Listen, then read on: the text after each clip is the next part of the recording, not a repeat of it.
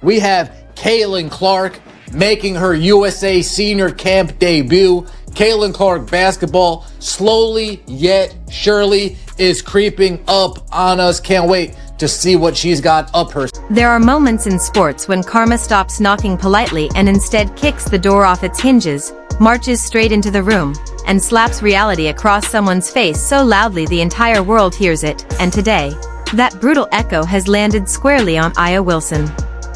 Because make no mistake, what just unfolded is not a minor embarrassment, not an overlooked moment, not a small political maneuver behind closed doors. This is a career-defining humiliation so sharp, so cutting, so historically ironic that it will shadow Wilson for years, and quite possibly forever, as the moment when all her subtle jabs, all her cryptic posts, all her jealous energy, all her attempts to minimize Caitlin Clark came crashing back down on her head with the force of a collapsing building. Imagine the scene. Caitlin Clark receiving what can only be described as the sporting equivalent of a royal coronation, a golden ticket, an undeniable invitation, a power-stamped approval from Team USA to attend the December training camp that determines the fate of the World Cup roster and the near-mythical 2028 Olympic roster. This is the camp that doesn't just choose players, it chooses legends. It chooses icons. It chooses the faces who will carry the weight of an entire nation on their shoulders. And while Clark prepares to walk through those doors at Duke University with the world watching, basking in the glow of an invitation most athletes would sacrifice a limb for, where that I don't really listen to, honestly, because I'm in season. I have other things that we need to. She's at home. Not preparing. Not packing. Not boarding a flight. Not receiving the call every elite athlete dreams of. Just watching the moment unfold from the outside, for the first time in her career, staring helplessly as the sport she once controlled pivots dramatically toward someone else. And the unfiltered truth here, the truth that cuts deeper than any stat line or championship ring, is that she did this to herself.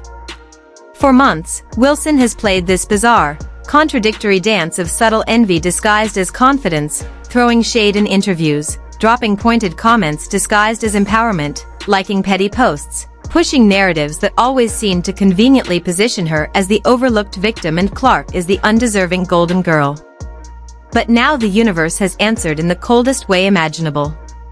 Team USA, with Sue Bird overseeing everything like a stone-faced executioner, has drawn a line straight through the heart of this entire debate.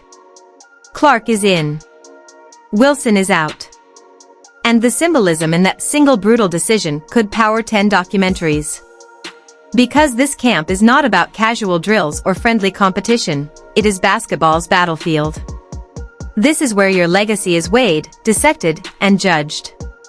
This is where the people who shape the direction of global basketball decide who deserves to wear the flag and who has outlived their moment.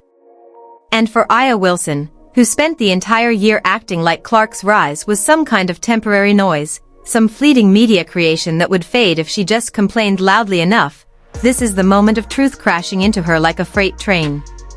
Imagine the irony. The same Aya Wilson who spent a year downplaying Clark's success now has to watch the woman she tried desperately to shade get the one invitation she herself could not secure. The same Aya Wilson who acted as if Clark's what other people have to say. I have a scout, I have 11 other minds on my team. Kind of unfair distortion now has to acknowledge that Team USA, the most elite, prestigious, carefully curated basketball program on earth, has chosen Caitlin Clark as the face of the future. This isn't just an invitation, it's a declaration. It's the committee saying, this is who we want. This is who we trust. This is who represents the next era. And the sting is so thick, so sharp, so undeniable that not even Wilson's most loyal defenders can spin it. Because Clark didn't get here through hype. She didn't get here by begging.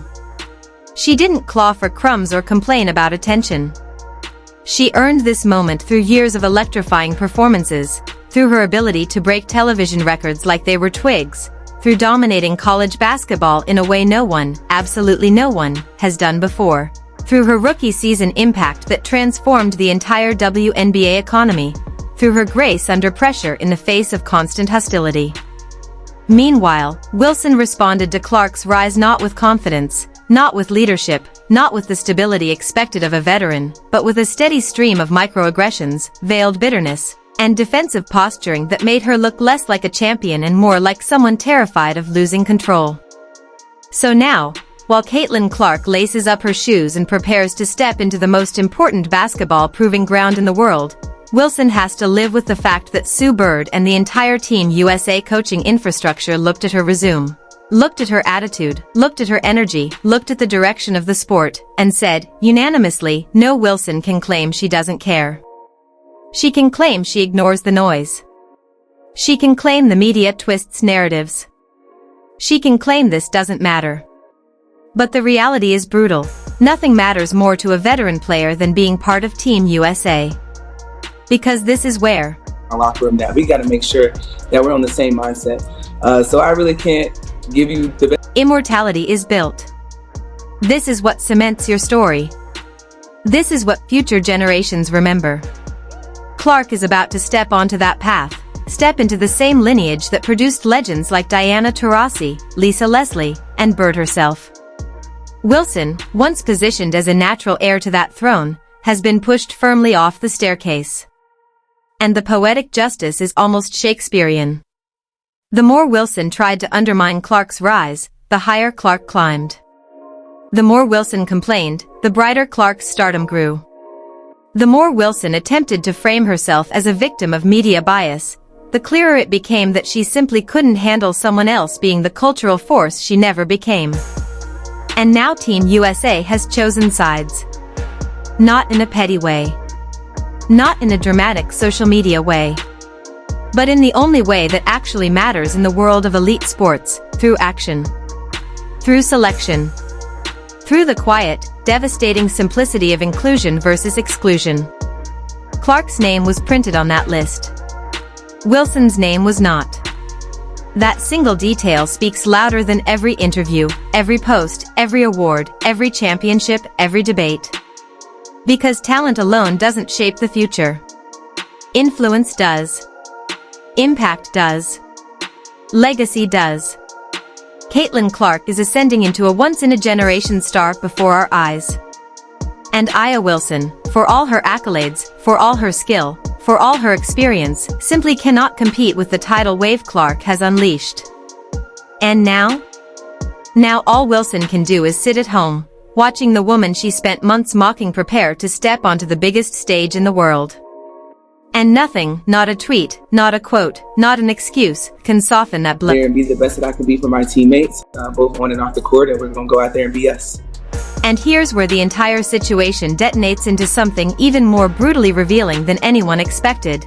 Because what just unfolded isn't merely a snub, it's a full-blown organizational message carved in stone.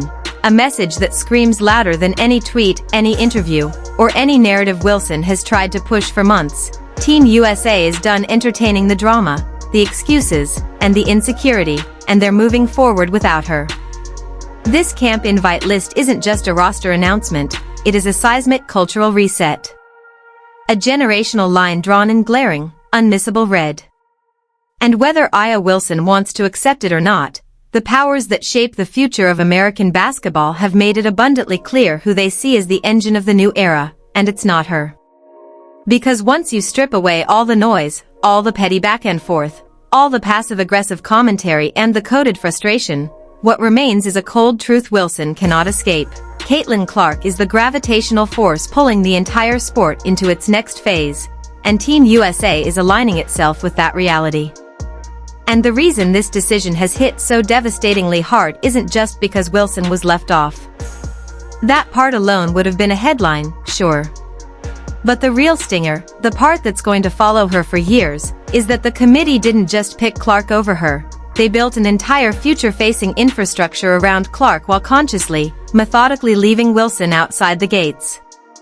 Just look at the architecture of this camp. It is not designed for the past. It is not built for the safe picks. It is not catering to those who expect inclusion simply because they've been dominant domestically.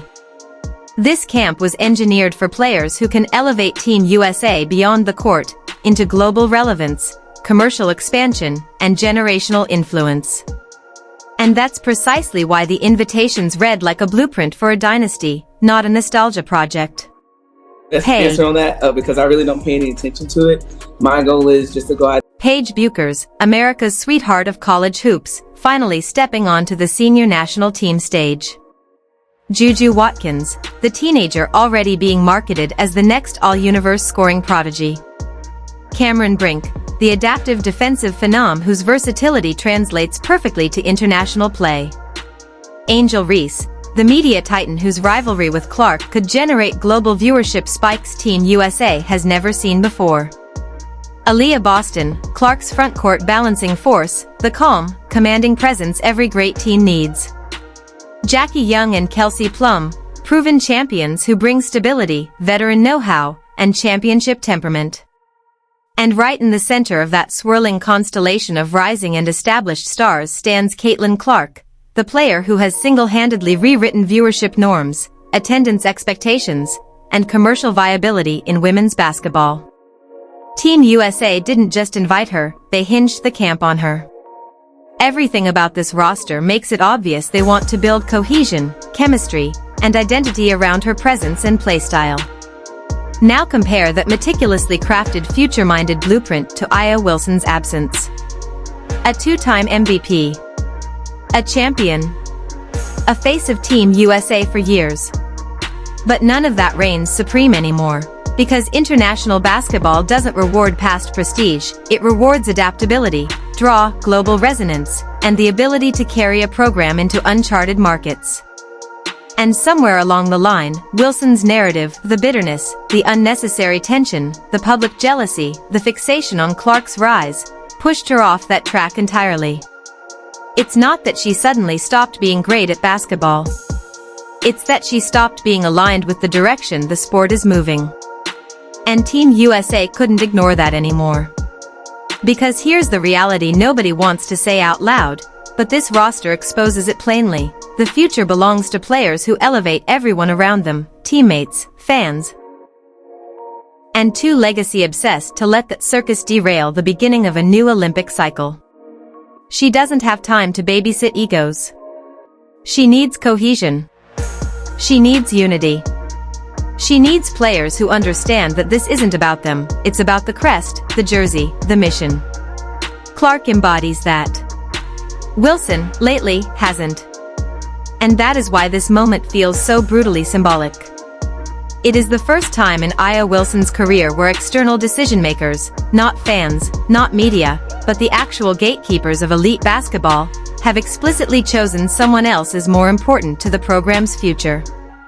That type of public repositioning hits harder than any criticism she's ever faced. It's a recalibration of her entire legacy arc. But the deeper sting is this camp isn't just about selecting talent, it's about selecting influence. A modern Olympic roster is not just a basketball machine. It's a marketing engine. A global commercial asset. A brand expansion tool. A cultural export unit. And when Nike, ESPN, FIBA, international broadcasters, Olympic sponsors, and global sports markets look at all the players in the pool, there is one name that makes their eyes light up, Caitlin Clark. They know her presence instantly multiplies the audience. They know her highlights will go viral internationally. They know her jersey sales will explode. They know global brands will attach themselves to any event or campaign she touches. They know she brings a demographic of fans that the sport has never had before. You cannot manufacture that. You cannot PR your way into that. You cannot tweet your way into that. You cannot passive-aggressively complain your way into that. You either generate that gravity or you don't. Clark does. Wilson does not. Not at that level. Not anymore. And even if Wilson refuses to admit it, she feels the shift. She knows this isn't just a camp invite, this is a statement about hierarchy. A statement about relevance. A statement about the future. And the world can see how much it rattles her because for months, her responses haven't been about basketball, they've been about validation. They've been about clinging to the spotlight. They've been about proving she should matter just as much as Clark in every lane, even the lanes she never dominated to begin with. When Clark signed the Nike Super Deal, Wilson tried to compete. When Clark won Time Athlete of the Year, Wilson reacted with bitterness. When Clark broke viewership records, Wilson turned the conversation back toward herself. When Clark began to reshape popular culture, Wilson deflected, minimized, and questioned the narratives. And now the ultimate test, Team USA selection, arrives, and the scoreboard reads, Clark invited. Wilson ignored. This wasn't an accident. It wasn't a misunderstanding. It wasn't a scheduling issue. It wasn't an oversight. It was a deliberate, intentional, unmistakable decision, one with ramifications bigger than any game Wilson has ever played. And the irony is suffocating. Because while Wilson spent the past year trying to tear Clark's momentum down brick by brick, Clark spent that same year building something indestructible: trust. Trust with fans, trust with sponsors, trust with institutions, trust with the people who shape the next decade of American basketball. Wilson chased validation. Clark earned it. Wilson reacted emotionally. Clark stayed grounded. Wilson demanded parity. Clark created impact. And in the world of elite sports, impact always wins. So now, as this camp begins and cameras swarm Duke's campus to document the start of the next Olympic cycle, Clark will be there in the center of it all, passing, shooting, leading, representing, elevating. She will be forming bonds with the young stars who will be her international teammates for the next 10 years. She will be watched closely by the most influential basketball minds in America. She will be shaping the blueprint of Team USA. And now, as this controversy keeps heating up, more and more voices across the basketball world are jumping in, turning what started as a simple reaction to an ad into a full-blown national debate. And honestly, it's wild to watch how quickly everything involving Caitlin Clark becomes a cultural moment, because on one side, you've got fans arguing that this commercial basically proves how massive her influence has become, like, she's not just a WNBA player anymore, she's a mainstream marketing force shaping the direction of women's sports in